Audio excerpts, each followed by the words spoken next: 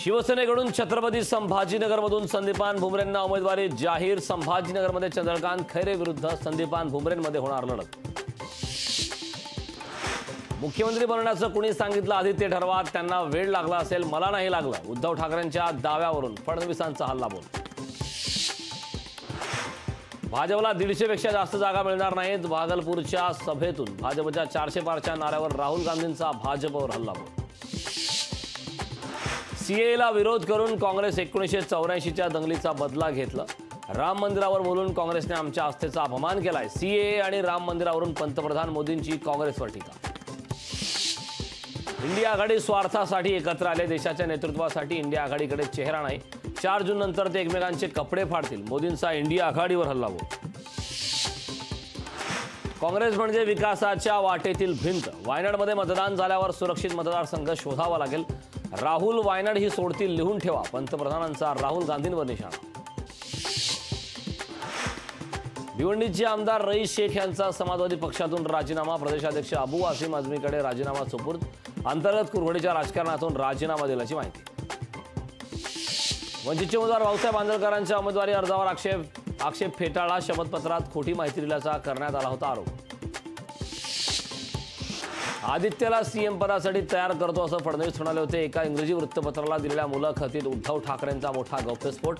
उद्धव ठाकरेंच्या दाव्यामुळे राजकीय वर्तुळात खळबळ। काँग्रेस शिवाजी महाराज बाळासाहेब ठाकरेंना मानत नाही। काँग्रेसची भूमिका दलित विरोधी। मिलिंद देवरांचे काँग्रेसवर गंभीर आरोप। देवरांच्या आरोपावर पटोले राऊतांचा पलटवार। ते म्हणतात आम्ही सर्व संस्था काढल्या। शरद पवारांनी सर्व संस्था काढल्या तर आम्ही काय करत होतो? अजित पवारांचा शरद पवारांवर निशाणा। नारायण राणेंसाठी मनसे लोकसभेच्या रिंगणात। नारायण राणे आमच्या घरचे नेते, त्यांना निवडून आणणारच, मनसे नेते अविनाश जाधव यांचं वक्तव्य। शरद पवारांच्या वक्तव्यांना फारसं महत्त्व देत नाही। शरद पवारांनी त्यांच्या कन्येच्या विजयाची चिंता करावी। खोटं बोला पण रेटून बोला हा पवारांचा धंदा। विखे पाटलांची शरद पवारांवर टीका। जयंत पाटील यांची शिष्टाई निष्फळ। जेपी गावित निवडणूक लढण्यावर ठाम। काल गावित यांनी दिला होता भास्कर भगरेंना पाडण्याचा इशारा। लोकसभेला पक्षाला कमी जागा मिळाल्याने राष्ट्रवादीतील एक गट अजित पवारांवर नाराज।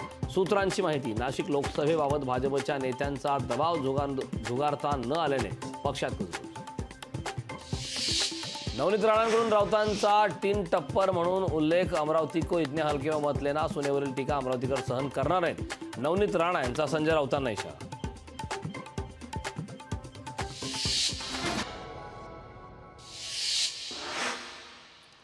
उदयनराजे भोसलेंची नवी राजकीय खेळी। उदयनराजे भोसलेंनी घेतली प्रभाकर घारगेंची भेट। प्रभाकर घारगे राष्ट्रवादी शरद पवार पक्षाचे नेते।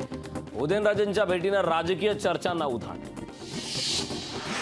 राहुल गांधी 24 एप्रिलला अमरावती दौऱ्यावर। मवियाचे उमेदवार बळवंत वानखडेंच्या प्रचारार्थ जाहीर सभेला करणार संबोधित। जळगावमध्ये राष्ट्रवादी शरद पवार पक्षाच्या जयंत पाटलांनी घेतली प्रमुख पदाधिकाऱ्यांची गुप्त बैठक। बैठकीत रावेर मतदारसंघातील पदाधिकाऱ्यांची नाराजी दूर करण्याचा जयंत पाटलांकडून प्रयत्न। माझी यंदाची शेवटची निवडणूक, शिवाजीराव आढळरावांची भावनिक साथ। तर आढळरावांनी हे मनोरंजक वक्तव्य केलं, यातून त्यांचा मीपणा अधोरेखित झाला। अमोल कोल्हेंची आढळरावांवर खोचक टीका। पंतप्रधान मोदींकडून जाणकारांचा लहान भाऊ म्हणून उल्लेख। माझ्या लहान भावाला विजयी करा, मोदींचं परभणीकरांना आवाहन। महाराष्ट्रात लवकरच मोदी शहांच्या सभांचा धडाका। पंतप्रधान नरेंद्र मोदींच्या 5 सभांचं आयोजन, तर अमित शहांच्या 3 सभांचं आयोजन।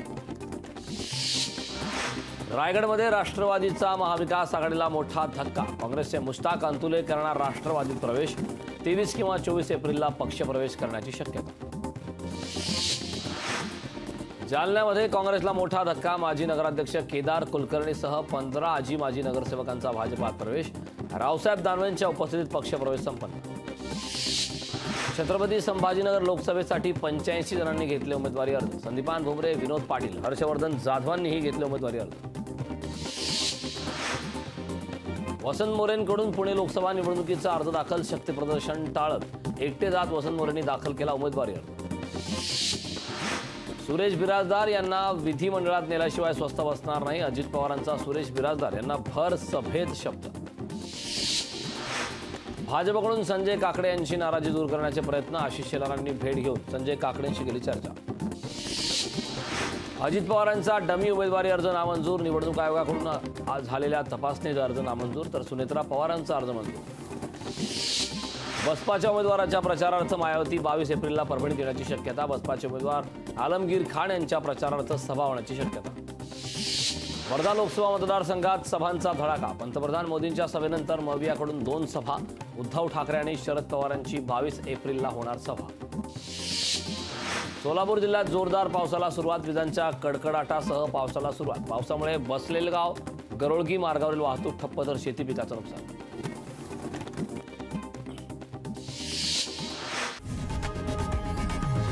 लोकशाही मराठी ऐका, पहा, जागरूक रहा.